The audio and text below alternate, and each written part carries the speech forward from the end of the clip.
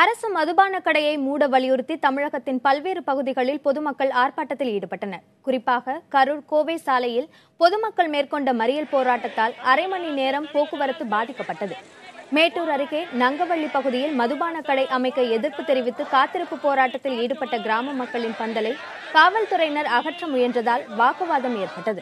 கன்னியாகுமரி மாவட்டம் தக்கலை அருகே 300க்கும் அதிகமான பெண்கள் முற்றுகை போராட்டத்தில் ஈடுபட்டனர்.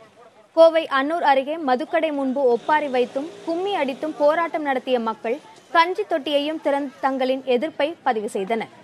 வேலூர் மாவட்டம் விழாப்பாக்கம் பகுதியில் டாஸ்மாக் கடை திறக்கப்படுவதற்கு எதிர்ப்பு தெரிவித்து கல்லூரி மாணவிகள் மறியலில் ஈடுபட்டனர்.